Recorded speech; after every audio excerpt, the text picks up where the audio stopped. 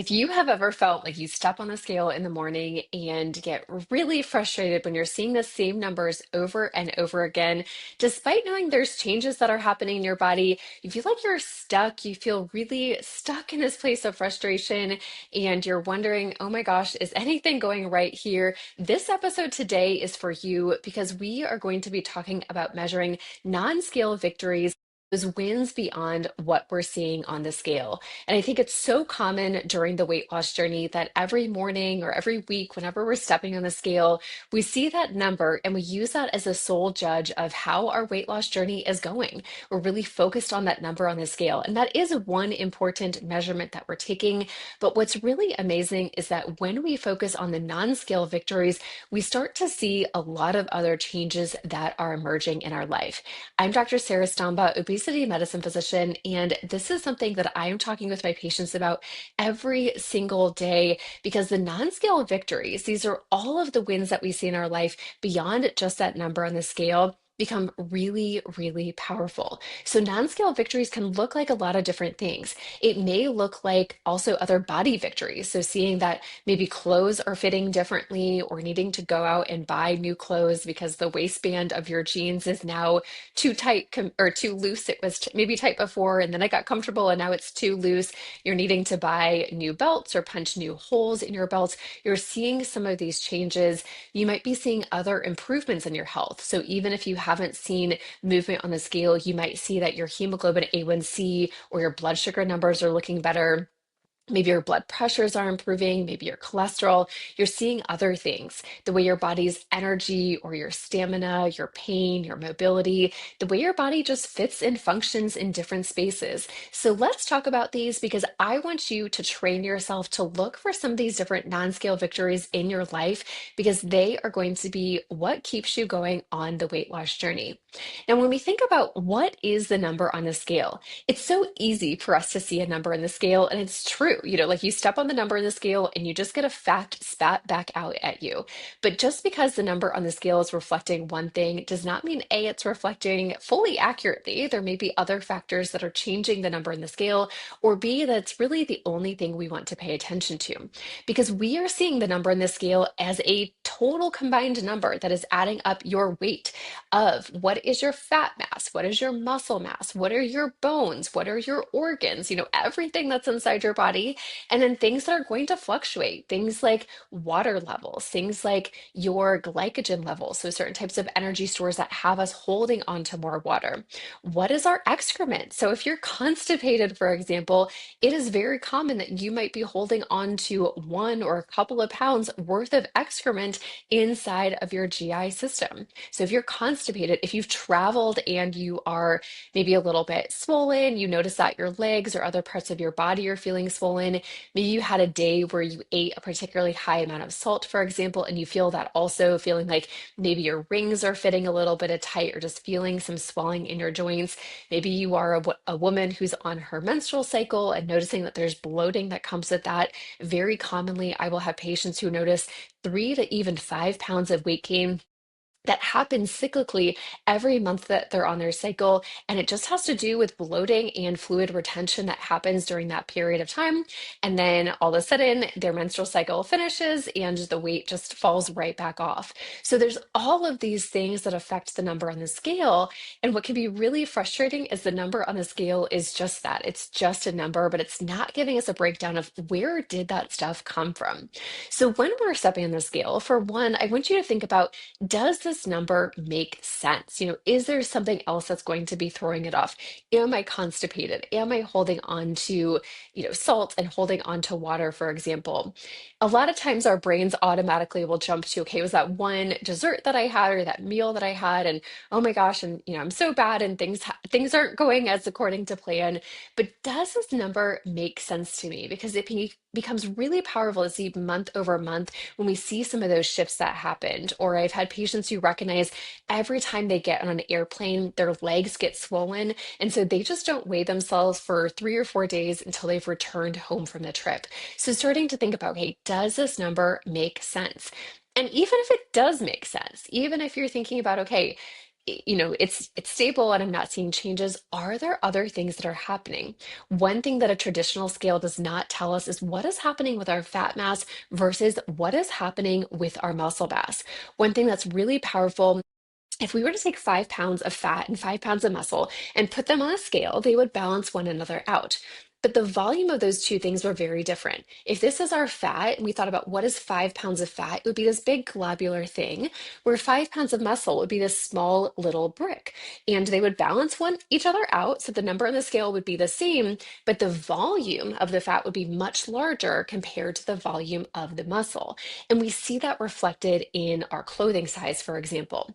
So, someone who, alongside their weight loss journey, is getting more active, maybe they're doing resistance training and working, putting on muscle onto their body. One of the things that's really amazing is that we will see that and they'll feel those changes. They'll feel stronger, they'll feel more energized. They might see that looking in the mirror, even their body looks smaller, their clothes are fitting differently, yet the number on the scale is the same. And so that can be a situation where, you know, like we're not excited, like we're feeling like, okay, nothing's happening here. And that's where those non-scale victories become even more important beyond just the number that we're seeing on the scale. So I want to encourage you to start to pay attention to what are those non-scale victories. And sometimes they're really, really subtle. And so I like to ask this question, at least once a month, what is different about my life right now? Maybe what's easier about my life right now compared to last month or compared to a couple of months ago? Because it's amazing to see how these changes start to add up over time. Some of them will be really smack you in the face, obvious, but other ones are more subtle, recognizing, wow, I walked up the stairs and I didn't feel winded when I got to the top. I got on the ground to play with my children or with my grandchildren, and it was easy for me to get down. It was easy for me to get back up off the floor, and I did that without really thinking about it. Maybe there's activities that you've not been able to do comfortably or not been able to do at all because of your body weight. And seeing how all of a sudden, maybe you're traveling on an airplane or you're going to the movie theaters and recognizing, wow, I fit very differently in the airplane seat or in the movie theater. I have patients who have those moments of I didn't have to ask for a seatbelt extender. Those ones tend to stand out really significantly in our mind, but just noticing, how does my body feel? How does my body function? How is my body fitting differently in space?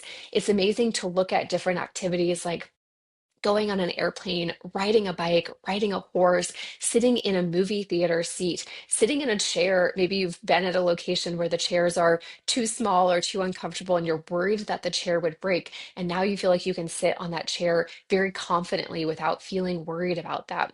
Maybe you're noticing that there's activities like going on a roller coaster or things that just didn't feel accessible to you before. Those type of victories add up in a really significant way.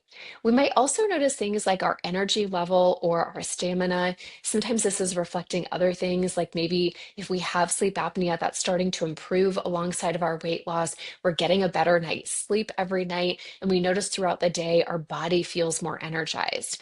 I have patients that even before we've seen huge amounts of weight loss on the scale, they start to notice that their joints, their knees, and their hips in particular are feeling a lot better. They're having less pain in those, and things are improving. Sometimes urinary symptoms, so things like urinary incontinence, having leakage, for example, that will decrease. And so there's all these little subtle changes that start to add up over time.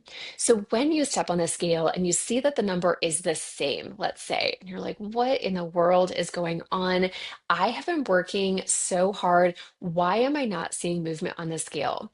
I want you to imagine that you're having that conversation with a friend. Someone else is asking you this. I want you to take a step back and I want you to look at it from a logical standpoint. Okay, what else is going on here? Either A, are there changes that I'm not paying attention to? And B, let me pay attention to those. What is different about my life right now than it was a few months ago? What is easier about my life right now compared to what it was a few months ago? Asking that question can be really powerful and highlighting what those non-scale victories look like. Because if you don't, it is amazing how we get stuck in this place of always sort of looking to the horizon. And this can be so damaging from a psychological standpoint. So let's say that you have a 100-pound weight loss goal, and you imagine, okay, I'm getting to this 100-pound weight loss goal, and you lose 10 pounds, you lose 20 pounds, you lose 30 pounds. You've still only, and the big air quotes if you're listening to this only, but you've only lost 30 pounds. If we're looking at, oh my gosh, I still have 70 pounds to lose, we measure that gap sometimes and we feel that deficit. So we feel that distance of like, okay, I still have to get to 100 pounds, for example.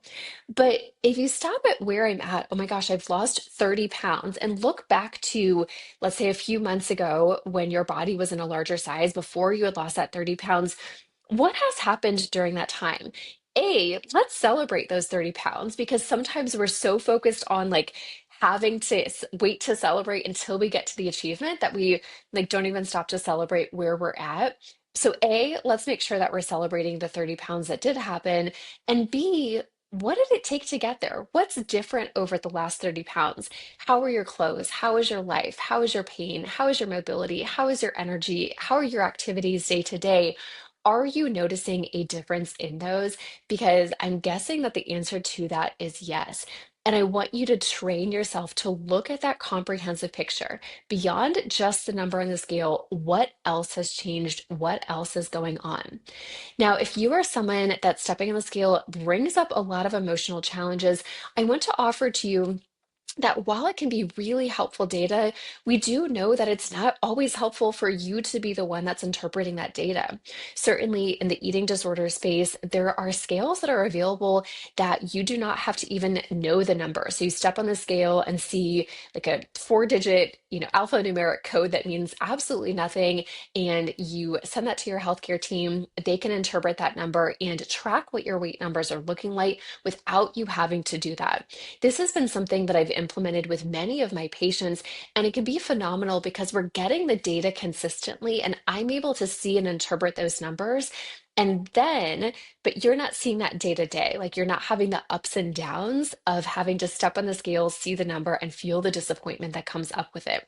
So even if you are training yourself to look at the non-scale victories, to think about it logically, to recognize, okay, I'm gaining muscle while I'm losing fat. Of course, I'm not going to see the scale move maybe at all or see it move as quickly. That is okay. If the scale is bringing up too much drama to you, I want to offer that you do not have to look at the scale. And there might be other ways that we can track that data without you having to know that data right away. And then we start paying attention to other things and really just paying attention to our body. And that's where sometimes the magic happens because we can start to track things like, wow, today I noticed that my clothing was feeling too large. Today I noticed my body felt smaller when I was doing this activity. Today I noticed that I felt I had more energy. Today I noticed I was constipated and felt like I was really bloated. Today I noticed that I was swollen or starting my menstrual cycle. And we can apply that data to the scale and we start to see, oh, isn't it interesting? You were seeing these changes and it was reflected in the scale. So sometimes we can start to reintroduce the scale over time. But you do not have to know the number on the scale if it is not helpful for you. So whether that's something like a blind weight scale, whether that's something where you are going into the doctor's office and you say, hey, you can take my weight, but I don't want to know the weight number. Those are options that are available to you. And especially when done in combination with someone like myself who focuses on supporting patients in this way, can be a really powerful way to track the data. But if you are not already paying attention to non-scale victories, I want to encourage you to do that. And even if you're like, okay, Dr. Stombaugh, I've heard you say this type of thing before, but I don't always do it. This is my challenge to you. Ask that question. What is easier? What is different about my life right now compared to a few months ago? And I really want you to pay attention to those numbers as well, because it starts to build your confidence in yourself, recognizing that, hey, this is actually working rather than feeling discouragement, especially when discouragement is not necessary and not even the right emotion to be feeling in that situation, because maybe things were actually going okay. If you are looking for someone to support you in your weight loss journey, I would love to be that person.